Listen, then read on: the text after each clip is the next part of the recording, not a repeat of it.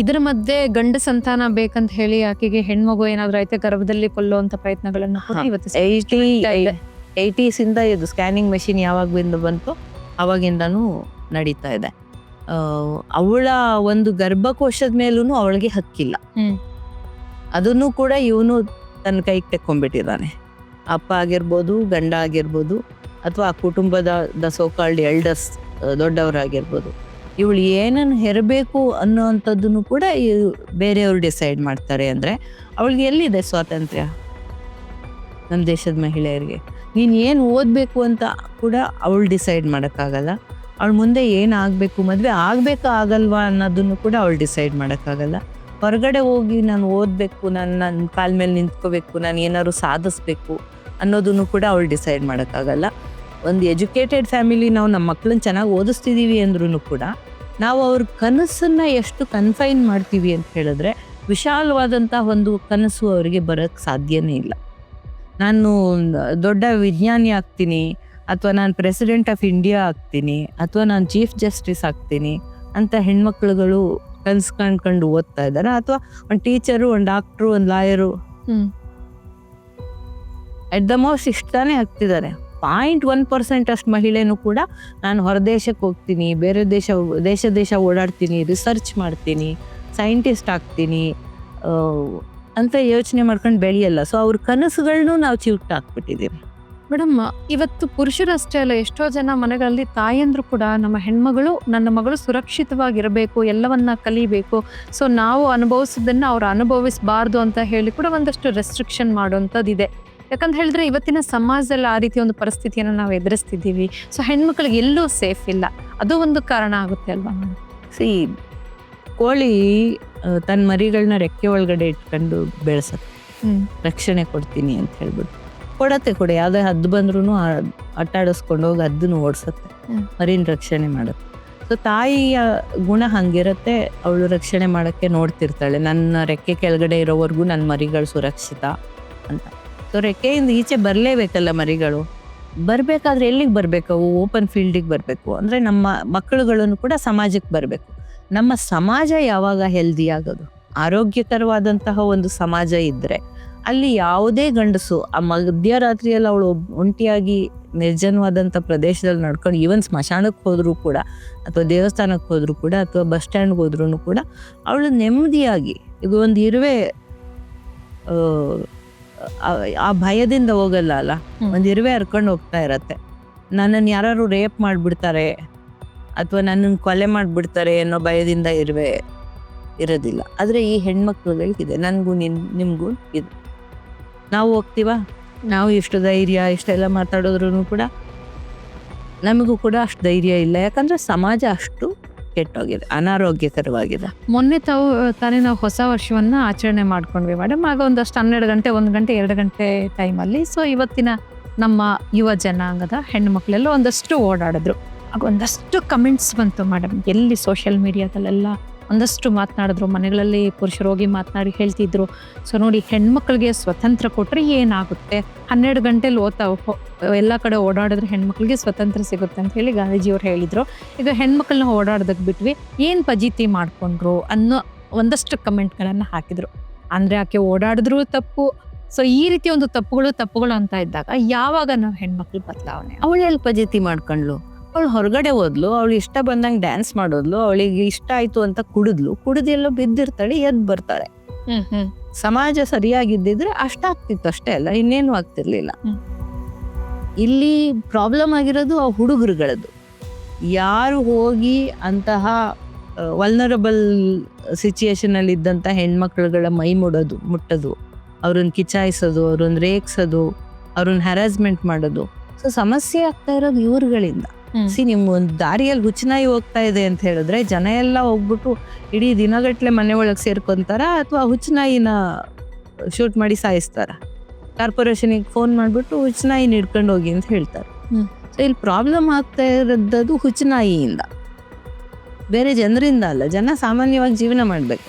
So ಮಹಿಳೆಯರಿಗೂ ಕುಡಿತ ಸರಿ ಇಲ್ಲ ಅನ್ನೋದಾದ್ರೆ ಇಡೀ ದೇಶ ಕುಡಿತ ಬ್ಯಾನ್ ಮಾಡಬೇಕು ಅಲ್ವಾ? ಯಾರಿಗೂ ಸರಿ ಇಲ್ಲ ಅದು. ಕುಡಿತ ಗಂಡಸ್ರಿಗೂ ಓಕೆ, ಹೆಂಗಸ್ರಿಗೂ ಓಕೆ ಅಲ್ಲ ಅಂತ ಅಂದ್ರೆ ಅದೇ XY ಕ್ರೋಮೋಸೋಮ್ಸ್ ಇಂದ ಆಗಿರೋವಂಥದ್ದಲ್ಲ ಬಾಡಿ.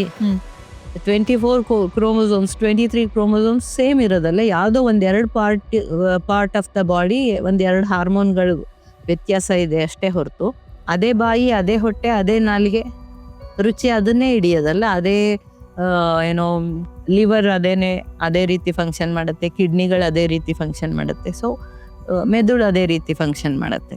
ಸೊ ಕುಡಿತ ಎಲ್ಲಿ ಇಂಪ್ಯಾಕ್ಟ್ ಮಾಡುತ್ತೋ ಅವೆಲ್ಲ ಬಾಡಿ ಪಾರ್ಟ್ಗಳು ಸೇಮ್ ಇದೆ ಇಬ್ರಿಗೂ. ಅತಿಯಾಗಿ ಕುಡಿದ್ರೆ ಒಂದ್ ಕಡೆ ಬಿದ್ದಿರ್ಬೋದು, ವಾಮಿಟ್ ಮಾಡ್ಕೊಂಡು ಬಿದ್ದಿರ್ಬೋದು, ಎಚ್ಚರ ಆದಾಗ ಎದ್ ಮನೆಗೆ ಹೋಗ್ತಾರೆ. ಅಷ್ಟೊತ್ತಿಗೆ ಏನಾದ್ರೂ ಆಗ್ಬಿಟ್ರೆ ಯಾರಿಂದ ಆಗ್ತದೆ? ಪುರುಷರಿಂದಾನೇ ಅಲ್ವಾ? ಸೊ ಹಂಗಾಗಿ ನಾವೇನ್ ಮಾಡ್ಬೇಕು, ಸರ್ಕಾರಗಳೇನ್ ಮಾಡ್ಬೇಕು ಅಥವಾ ದೇಶಗಳೇನ್ ಮಾಡ್ಬೇಕು, ಸಾಯಂಕಾಲ 6 ಗಂಟೆಯಿಂದ ಬೆಳಗ್ಗೆ 6 ಗಂಟೆವರೆಗೂ ಪುರುಷರನ್ನ ಮನೇಲಿ ಇರಿ ಅಂತ ಹೇಳ್ಬೇಕು. ಇದನ್ನು ಅಲ್ಲ, ನಿಮಗೆ ನಿಮ್ಮ ದೇಹನ, ನಿಮ್ಮ ಮನಸ್ಸನ್ನ ನಿಗ್ರಹದಲ್ಲಿ ಇಟ್ಕೊಳ್ಳುವಂತ ಯೋಗ್ಯತೆ ಇಲ್ಲ ಅಂತ ಹೇಳಿದ್ರೆ ಅದಕ್ಕೆ ಸರ್ಕಾರ ಕಾನೂನು ಮಾಡ್ಬೇಕಲ್ಲ. ನೀವು ಹೋದಲ್ಲಿ ಸಮಸ್ಯೆ ಕ್ರಿಯೇಟ್ ಆಗ್ತದೆ ಅನ್ನೋದಾದ್ರೆ ನೀವು ಅಲ್ಲಿಗೆ ಹೋಗಬೇಡಿ ಅಂತ ಹೇಳ್ಬೇಕಾಗತ್ತೆ. ಸಮಸ್ಯೆ ಕ್ರಿಯೇಟ್ ಮಾಡ್ದಲೇ ಇರುವಂತ ಯೋಗ್ಯತೆ ಇದ್ರೆ ಮಾತ್ರ ಹೋಗಿ ಅಂತ ಹೇಳ್ಬೇಕಾಗುತ್ತೆ. ಸೊ ಈಗ ಯಾರೆಲ್ಲ ಹ್ಯಾರಾಸ್ಮೆಂಟ್ ಮಾಡಿದ್ರು ಆ ಹುಡುಗರುಗಳನ್ನೆಲ್ಲ, ಆ ಗಂಡಸರುಗಳನ್ನೆಲ್ಲ ಹಿಡಿದು ಕಾನೂನು ಪ್ರಕಾರ ಕಠಿಣ ಶಿಕ್ಷೆ ಕೊಟ್ಟು ಅವ್ರನ್ನ ಪನಿಷ್ ಮಾಡಿದ್ರೆ ಆವಾಗ ಅವ್ರಿಗೆ ಬುದ್ಧಿ ಬರ್ತದೆ, ನೆಕ್ಸ್ಟ್ ಟೈಮಿಂದ ನಾವು ಹೋಗೋದಿಲ್ಲ ಅಂತ ಹೇಳ್ಬಿಟ್ಟು. ಆದ್ರೆ ಕಾನೂನಿನಲ್ಲಿ ಶಿಕ್ಷೆ ಇಲ್ಲಲ್ಲ ಮೇಡಮ್. ಇವತ್ತು ನಾವು ಕಾನೂನಿನ ಒಂದು ಮೊರೆ ಹೋಗೋದಕ್ಕೆ ಎದುರ್ತೀವಿ ಯಾವಾಗ್ಲೂ. ಈಗ ನಾನೇನಾದ್ರೂ ನಂಗೆ ತೊಂದರೆ ಆಗಿದೆ ಅಂತ ಹೇಳಿ ನಾನು ಹೋದಾಗ ಸೊ ನನ್ಗಲ್ಲಿ ನ್ಯಾಯ ಸಿಗೋದಿಲ್ಲ ಅನ್ನೋ ಒಂದು ಕಾನ್ಸೆಪ್ಟ್ ನಾವು ಬಂದ್ಬಿಟ್ಟಿದ್ದೀವಿ. ಆ ರೀತಿ ಒಂದು ಎಕ್ಸಾಂಪಲ್ಸ್ ಇವತ್ತು ನಮ್ಮ ಮುಂದೆ ಸಾಕಷ್ಟಿದೆ ಅಲ್ಲ ಮೇಡಮ್. ನಮ್ಗೆ ನಂಬಿಕೆ ಇಲ್ಲ ಈಗ. ಹೌದು, ಯಾರ ಮೇಲೆ ನಂಬಿಕೆ ಇಲ್ಲ ಅಂದ್ರೆ ಪೊಲೀಸ್ ಠಾಣೆಗಳ ಮೇಲೆ, ಪೊಲೀಸರ ಮೇಲೆ ನಂಬಿಕೆ ಇಲ್ಲ ಅಂದ್ರೆ ಲಾ ಅಂಡ್ ಆರ್ಡರ್ ಸಿಸ್ಟಮ್ ಮೇಲೆ, ಕಾನೂನು ಮತ್ತೆ ಸುವ್ಯವಸ್ಥೆ ಅಂತ ಏನ್ ಹೇಳ್ತೀವಿ ಅದು ದುರ್ವ್ಯವಸ್ಥೆ ಆಗೋಗಿದೆ. ಪೊಲೀಸ್ ಸ್ಟೇಷನ್ಗಳ ಮೇಲೆ ಮಹಿಳೆಯರಿಗೆ ನಂಬಿಕೆ ಬರ್ತಾ ಇಲ್ಲ. 100 ಹಲ್ಲೆಗಳಾದರೆ 20 ಕೇಸ್ಗಳು 20% ಮಾತ್ರ ಪೊಲೀಸ್ ಸ್ಟೇಷನ್ವರೆಗೂ ಹೋಗುತ್ತೆ. ಆ 20% ರೆಕಾರ್ಡೆಡ್ ಕಂಪ್ಲೇಂಟ್ಗಳಾದರೆ ಅದರಲ್ಲಿ 7% ಮಾತ್ರ ಕನ್ವಿಕ್ಷನ್ ರೇಟ್ ಇದೆ. ಅಂದರೆ 100 ಕೇಸ್ಗಳು ದಾಖಲಾದರೆ 100 ಇನ್ಸಿಡೆಂಟ್ಗಳು ನಡೆದ್ರೆ ಬರೀ 20 ಇನ್ಸಿಡೆಂಟ್ಗಳು ಮಾತ್ರ ಪೊಲೀಸ್ ಠಾಣೆವರೆಗೂ ಹೋಗುತ್ತೆ. ಆ 100 ಆದರೆ ಆ 100 ಕೇಸ್ಗಳಲ್ಲಿ ಬರೀ 7 ಕೇಸಲ್ಲಿ ಮಾತ್ರ ಶಿಕ್ಷೆ ಆಗುತ್ತೆ. ಕ್ರೈಮ್ ಅಗೇನ್ಸ್ಟ್ ವಿಮೆನ್ದು ಕನ್ವಿಕ್ಷನ್ ರೇಟ್ ಬರೀ 7%.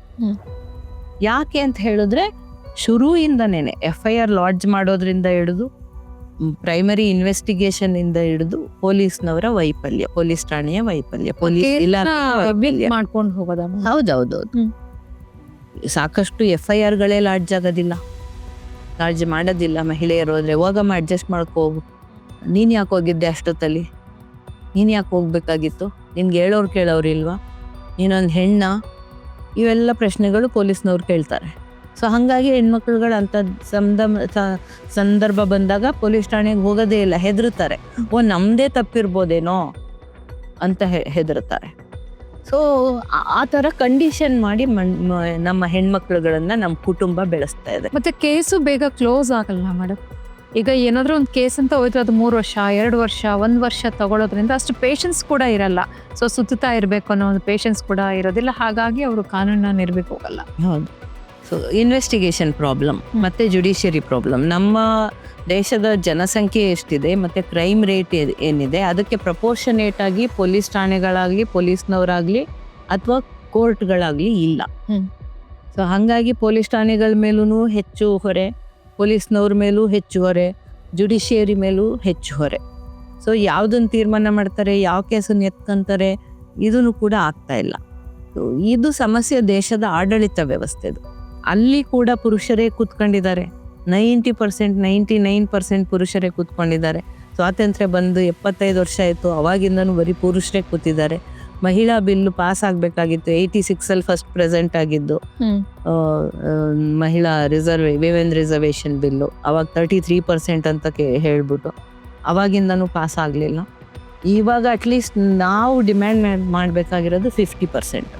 ನಾವು ಹೇಳ್ಬೇಕು ಎಲ್ಲ ಸರ್ಕಾರಗಳಿಗೆ, ನಿಮಗೆ ತಾಕತ್ತಿದ್ರೆ, ನಿಮಗೆ ಯೋಗ್ಯತೆ ಇದ್ದರೆ ನೀವು ನಿಮ್ಮ ಸ್ಥಾನ ಎಷ್ಟಿದೆಯೋ ಅಷ್ಟನ್ನು ಮಾತ್ರ ಇಟ್ಕೊಂಡು ನೀವು ಕ್ಯಾಪ್ಚರ್ ಮಾಡ್ಕೊಂಡಿರುವಂಥ ಅನಧಿಕೃತವಾಗಿ ಕ್ಯಾಪ್ಚರ್ ಮಾಡ್ಕೊಂಡಿರುವಂಥ 50% ಬಿಡಿ ಮಹಿಳೆಯರದು. ಅದು ಈಗ 33% ಸಿಗ್ತಾ ಇಲ್ಲ, 50%. ಅದೇ ಹೇಳೋದು, ನಮ್ಗೆ ಸಿಗ್ತಾ ಇಲ್ಲ ಅಂತ ನಾವು ಕೇಳ್ತಾ ಇದ್ದೀವಿ. ನೀವು ಬಿಟ್ಟು ಹೋಗಿ ಅಂತ ನಾವು ಹೇಳ್ತಾ ಇಲ್ಲ. ನಾವು ಬ್ರಿಟಿಷರನ್ನ ಹೆಂಗೆ ನಾವು ಭಾರತ ಬಿಟ್ಟು ತೊಲಗಿ ಅಂತ ಹೇಳಿದ್ವು, ಈ ಗಂಡಸರು ಹಾಗೆ ಪಾರ್ಲಿಮೆಂಟಲ್ಲಿ 50% ಸೀಟ್ ಬಿಟ್ಟು ತೊಲಗಿ ಅಂತ ಹೇಳಬೇಕಾಗಿದೆ. ಅಸೆಂಬ್ಲಿಗಳಲ್ಲಿ 50% ಸೀಟ್ ಬಿಟ್ಟು ತೊಲಗಿ, ನೀವಿಷ್ಟು ಹಾಳು ಮಾಡಿದ್ದೀರಾ ಭಾರತನ. 75 ವರ್ಷದಲ್ಲಿ ಬಹಳ ಚೆನ್ನಾಗಿ ಸುಂದರವಾಗಿ ಕಟ್ಬೋದಿತ್ತು ಒಂದು ದೇಶನ. ಸಿಂಗಪುರ್ನ ಹೆಂಗ್ ಕಟ್ದ ಆ ದೇಶದ ಪ್ರೆಸಿಡೆಂಟ್, ಅವಾಗ ಬಂದಂತ ಪ್ರೈಮ್ ಮಿನಿಸ್ಟರು. ಬರೀ 30 ವರ್ಷದಲ್ಲಿ ಸಿಂಗಪುರ್ನ ಸ್ಲಮ್ ತರ ಇದ್ದಂತ ಸಿಂಗಪುರನ ಇವತ್ತಿನ ಸಿಂಗಪುರ್ ಮಾಡೆಲ್ ದೇಶ ಆಗಿದೆ. ಅದು ಇವಾಗ ಎಲ್ಲರೂ ಕೂಡ ಕಣ್ಣು ಬಾಯಿ ಬಿಟ್ಕೊಂಡು ನೋಡುವಂಥದ್ದು, ಎಲ್ಲರಿಗೂ ಆದರ್ಶವಾದಂಥ ಒಂದು ಜಾಗ ಆಗಿದೆ. ಅವನಿಗೆ ಸಾಧ್ಯ ಆಗಿದ್ದು ಇವ್ರಿಗೆ ಯಾಕೆ ಸಾಧ್ಯ ಆಗಲಿಲ್ಲ ಅಂದ್ರೆ ಇವ್ರಿಗೆ ಯೋಗ್ಯತೆ ಇಲ್ಲ ಅಂತ. ಮೇಡಮ್, ಇನ್ನೊಂದು ಪ್ರಶ್ನೆ, ಇವತ್ತಿನ ಜನ್ಸಿಗಳು ಫೇಸ್ ಮಾಡ್ತಾ ಇರೋದು ಉಡುಗೆ. ಸೊ ಇವತ್ತಿನ ಜನ್ಸಿಗಳು ಸರಿಯಾಗಿ ಬಟ್ಟೆ ತೊಡ್ತಾ ಇಲ್ಲ, ಅದರಲ್ಲೂ ಹೆಣ್ಮಕ್ಳು ಸರಿಯಾಗಿ ಬಟ್ಟೆ ತೊಡ್ತಾ ಇಲ್ಲ. ಸೊ ಅದರಿಂದ ಸಾಕಷ್ಟೊಂದು ತೊಂದರೆಗಳಾಗ್ತಾ ಇದೆ, ಬೇರೆಯವ್ರಿಗೆ ಅದು ಪ್ರಚೋದನೆಗೆ ಕಾರಣ ಆಗ್ತಾ ಇದೆ. ಹಾಗಾಗಿ ರೇಪ್ಗಳು ಜಾಸ್ತಿ ಆಗ್ತಾ ಇದೆ, ಹರಾಸ್ಮೆಂಟ್ ಜಾಸ್ತಿ ಆಗ್ತಾ ಇದೆ. ಈ ರೀತಿಯ ಒಂದಷ್ಟು ಉತ್ತರಗಳು ಇವತ್ತು ಕೆಲವು ಕಡೆಯಿಂದ ಸಿಗ್ತಾ ಇದೆ. ಇದಕ್ಕೆ ತಾವೇನು ಹೇಳ್ತೀರಿ? ಇದು ನಿಜ, ತುಂಬಾ ಹಳೆ ಪ್ರಶ್ನೆ, ಇದು ಸವಕಲಾಗೋಗಿರುವಂತ ಪ್ರಶ್ನೆ. ನಮ್ಮ ಯಾವ ದೇವತೆಗಳು ಬಟ್ಟೆ ಹಾಕೊಂಡಿದ್ದಾರೆ? ಅಥವಾ ಬೇಲೂರು ಹಳೆಬೀಡಲ್ಲಿ ಕೆತ್ತಿರುವಂತ ಪ್ರತಿಮೆಗಳಲ್ಲಿ ಶಾಂತಲ ರಾಣಿ ಆಗಿರ್ಲಲ್ಲ, ಅವಳು ಬಟ್ಟೆ ಹಾಕೊಂಡಿದ್ಲ? ಅಲ್ಲ, ಇವತ್ತೊಂದಷ್ಟು ವರ್ಗ ಅದನ್ನೇ ಮಾತಾಡೋದು, ಅವಳು ಸರಿಯಾಗಿ ಬಟ್ಟೆ ಹಾಕೊಂಡಿಲ್ಲ. ಸರಿ, ಯಾವ ದೇವತೆಗಳು ಬಟ್ಟೆ ಹಾಕೊಂಡಿದ್ದಾರೆ? ಇಲ್ಲ, ಯಾವ ದೇವತೆ ಮೈ ಮೇಲೂ ಬಟ್ಟೆ ಇಲ್ಲ, ವಿಗ್ರಹಗಳು ಹಂಗೆ ಕಡ್ದಿದ್ದಾರೆ. ಅದಕ್ಕೆ ಈ ಪೂಜಾರಿಗಳು, ಗಂಡಸು ಪೂಜಾರಿಗಳು ಹೋಗಿ ವಿಗ್ರಹಕ್ಕೆ ಸ್ನಾನ ಮಾಡಿ ಎಲ್ಲ ದೇಹ ಎಲ್ಲ ಮುಟ್ಟಿ ದೇವತೆದು ಸೀರೆ ಉಡಿಸ್ತಾರೆ. ಇವ್ರಿಗೆ ಯಾವ ಅಧಿಕಾರ ಇದೆ? ಅಸಹ್ಯ ಆಗೋದಿಲ್ವ ಇವ್ರುಗಳಿಗೆ? ಅಲ್ಲಿ ಎಲ್ಲೆಲ್ಲಿ ಹೆಣ್ಣು ದೇವತೆಗಳು ದೇವಸ್ಥಾನ ಇದೆಯೋ ಅದನ್ನೆಲ್ಲ ಬಿಟ್ಟು ಗಂಡಸರು ಪೂಜಾರಿಗಳು ಈಚೆ ಬರಬೇಕು, ಮಹಿಳಾ ಪೂಜಾರಿಗಳು ಹೋಗ್ಬೇಕಾಗತ್ತೆ ಅಲ್ಲಿಗೆ. ಈ ಹೆಣ್ಮಕ್ಳುಗಳು ಬಟ್ಟೆ ಹಾಕೊಳ್ಳೋದ್ರಿಂದ ಪ್ರಚೋದನೆ ಆಗತ್ತೆ ಅನ್ನೋದಾದ್ರೆ, ಇಂಥ ಬಟ್ಟೆ ಹಾಕೊಳ್ಳೋದ್ರಿಂದ ಪ್ರಚೋದನೆ ಆಗತ್ತೆ ಅಂದ್ರೆ ನಿನ್ನ ನಿಗ್ರಹ ಸಾಮರ್ಥ್ಯ ಕುಂಠಿತ ಆಗಿದೆ ಅಂತ ಹೇಳ್ಬಿಟ್ಟು. ಸೊ ಹಾಗಾಗಿ ನೀನು ನಾನು ಯಾವ ರೀತಿ ಬಟ್ಟೆ ಹಾಕೋತೀನಿ ಅನ್ನೋದಲ್ಲ. ನಾನು ಬುರ್ಕ ಹಾಕೊಂಡ್ರು, ನಾ ಸೀರೆ ಉಟ್ಕೊಂಡ್ರು, ಅಥವಾ ನಾನು ಬರೀ 2 ವರ್ಷದ ಮಗು, 2 ತಿಂಗಳು ಮಗು ಆಗಿದ್ರು ಕೂಡ ಕೆಟ್ಟ ಮನಸ್ಥಿತಿ ಹೊಂದಿರುವಂತಹ ಗಂಡಸು ಅವಳ ಮೇಲೆ ರೇಪ್ ಮಾಡ್ತಾನೆ, ಹಲ್ಲೆ ಮಾಡ್ತಾನೆ, ದೌರ್ಜನ್ಯ ಮಾಡ್ತಾನೆ. ಸೊ ಇದು ಬಟ್ಟೆ ಪ್ರಶ್ನೆ ಅಲ್ಲ, ಗಂಡಸಿನ ನಿಗ್ರಹದ ಪ್ರಶ್ನೆ. ನಾವು ಹೆಣ್ಮಕ್ಳುಗಳಿಗೆ ನೀನು ತಡ್ಕೋಬೇಕು, ನೀನು ಸಹಿಸ್ಕೋಬೇಕು, ನೀನು ಹಂಗಿರ್ಬೇಕು, ತಗ್ಗಿ ಬಗ್ಗಿ ನಡಿಬೇಕು, ನೀನು ಮೈ ಮುಚ್ಕೊಂಡಿರ್ಬೇಕು, ನಿನ್ನ ಮನಸ್ಸು ಎಲ್ಲೆಲ್ಲೋ ಚೆಲ್ಲಾಗಿರ್ಬಾರ್ದು ಅಂತ ಕಲಿಸ್ತೀವಿ. ಗಂಡು ಮಕ್ಳಿಗಂಗೆ ಕಲಿಸೋದಿಲ್ಲ ನಾವು. ಅವನ ಪಾಡಿಗೆ ಬಿಟ್ಬಿಡ್ತೀವಿ. ಹೆಂಗೆ ಓದ್ಕೋ ಅಂತ ಹೇಳೋದು ಬಿಟ್ರೆ, ಏನೋ ಕೆಲಸ ಮಾಡು ಅಂತ ಹೇಳೋದು ಬಿಟ್ರೆ, ನೀನು ಹೆಂಗೆ ಬಾಳಿ ಬದುಕಬೇಕು, ಹೆಂಗೆ ನೀನು ಡೀಸೆನ್ಸಿ ಹೆಂಗೆ ಕಲಿಬೇಕು ಜೀವನದಲ್ಲಿ ಅನ್ನೋದನ್ನ ಹೇಳ್ಕೊಡೋದಿಲ್ಲ. ಅಂದ್ರೆ ಸಮಾಜದಲ್ಲಿ ಸಮಾನತೆ ಬರ್ಬೇಕಂದ್ರೆ ನಾವು ಹೇಗೆ ಹೆಣ್ಮಕ್ಕಳನ್ನ ತಿದ್ದಿತೀವೋ ಅದ್ರ ಬದಲಾಗಿ ಗಂಡು ಮಕ್ಕಳನ್ನ ತಿದ್ರೆ ಸಮಸ್ಯೆ. ಆಬ್ಸಲ್ಯೂಟ್ಲಿ. ಹೆಣ್ಮಕ್ಳುಗಳಿಗೂ ಜೆನೆಟಿಕಲಿ ಈಗ ಸಪ್ರೆಸ್ಡ್ ಆಗೋಗಿದ್ದಾರೆ. ನೀವು ಅವ್ರಿಗೆ ಹೇಳಲೇಬೇಕಾಗಿಲ್ಲ, ಅವರು ಹೆಂಗೂ ಸಮಾಧಾನದಿಂದ ಜೀವನ ಮಾಡ್ತಾರೆ. ಆದ್ರೆ ಗಂಡು ಮಕ್ಕಳುಗಳಿಗೆ ನಾವು ಹುಟ್ಟದಾಗಿಂದನೇ ನೀನು ತಗ್ಗಿ ಬಗ್ಗಿ ನಡಿ, ನೀನು ಗೌರವ ಕೊಟ್ಕೊಂಡು ಜೀವನ ಮಾಡು, ಅಕ್ಕ ತಂಗಿಯರು ಬಂದ್ರೆ ಅವ್ರಿಗೆ ಊಟ ಹಾಕಿ ತಟ್ಟೆ ತೆಗಿ, ಅವ್ರಿಗೆ ಹೆಲ್ಪ್ ಮಾಡು, ಅವ್ರಿಗೆ ಗೌರವ ಕೊಡು, ಅವ್ರನ್ನ ಪ್ರೀತಿ ತೋರಿಸು, ಅವ್ರು ಹೇಳ್ದಂಗೆ ಕೇಳು ಅಂತ ನಾವು ಕಲಿಸಿದ್ರೆ ಆಗ ಗಂಡು ಮಕ್ಕಳುಗಳು ಒಂದು ಮಟ್ಟಕ್ಕೆ ಟ್ರ್ಯಾಕಿಗೆ ಬರಬಹುದು. ಇಲ್ಲ ಅಂತ ಅಂದರೆ ಇವತ್ತಿನ ಥರನೇ ಹಿಂಗೆ ಬೆಳೆಸಿದ್ರೆ ಗಂಡು ಮಕ್ಕಳುಗಳಿಗೆ ಮಹಿಳೆಗೆ ಹೆಂಗೆ ಗೌರವ ಕೊಡಬೇಕು, ಮಹಿಳೆ ಪ್ರೀತಿ ವಿಶ್ವಾಸನ ಹೆಂಗೆ ಗಳಿಸ್ಬೇಕು, ಅವರ ಒಂದು ತೀರ್ಮಾನಕ್ಕೆ ಹೆಂಗೆ ನಾವು ಬದ್ಧರಾಗಬೇಕು, ಅವ್ರ ತೀರ್ಮಾನನ ಹೆಂಗೆ ಗೌರವಿಸ್ಬೇಕು, ಅವರು ನೋ ಅಂದರೆ ನೋ, ಅವ್ರು ಎಸ್ ಅಂದರೆ ಎಸ್, ಇದನ್ನ ಮಾಡು ಅಂದರೆ ಆಯಿತು ಅಂತ ಅನ್ನೋದನ್ನ ಹೆಂಗೆ ಕಲಿಬೇಕು, ಇದನ್ನ ನಾವು ಹೇಳ್ಕೊಡ್ಲಿಲ್ಲ ನಮ್ಮ ಗಂಡು ಮಕ್ಕಳಿಗೆ ಅಂತಂದರೆ ನಮ್ಮ ಸಮಾಜ ಆರೋಗ್ಯಕರ ಆಗೋದಿಲ್ಲ. ಇದು ತುಂಬ ಅಗತ್ಯ ಇದೆ. ಮ್ಯಾಮ್, ಇದುವರೆಗೂ ಸಾಕಷ್ಟು ವಿಚಾರಗಳ ಬಗ್ಗೆ ಮಾಹಿತಿಯನ್ನು ನೀಡಿದ್ರಿ. ಮುಂದಿನ ಒಂದು ಸಂಚಿಕೆಯಲ್ಲಿ ನಾವು ಕಾನೂನಿನಲ್ಲಿ ಹೆಣ್ಮಕ್ಳಿಗೆ ಯಾವ ರೀತಿಯ ಒಂದು ಸಹಾಯ ಇದೆ ಇದ್ರ ಬಗ್ಗೆ ಸಹ ಮಾತಾಡೋಣ. ಧನ್ಯವಾದಗಳು ಮ್ಯಾಮ್. ಖಂಡಿತ. ವೀಕ್ಷಕರ, ಇದುವರೆಗೂ ನೋಡಿದ್ರಲ್ಲ. ಸೊ ಇವತ್ತಿನ ದಿನದಲ್ಲಿ ಹೆಣ್ಮಕ್ಳು ಅಂದರೆ ಇವತ್ತಿನ ಒಂದು ಯುವ ಸಮುದಾಯ, ಯುವ ಜನಾಂಗ ಸಾಕಷ್ಟು ಒಂದು ತೊಂದರೆಗಳನ್ನು ಎದುರಿಸ್ತಾ ಇದೆ. ಸೊ ಇಂಥ ಒಂದು ಸಮಸ್ಯೆಗಳಿಗೆ ಪರಿಹಾರ ಏನು ಅಂತ ಹೇಳಿ ನಾವು ಮುಂದಿನ ಸಂಚಿಕೆಯಲ್ಲಿ ಮಾತನಾಡೋಣ. ನಮಸ್ಕಾರ. ಸುಮನ್ ಟಿವಿ ಕನ್ನಡದಲ್ಲಿ ಜಾಹೀರಾತು ನೀಡಲು ಸಂಪರ್ಕಿಸಿ 9686376663.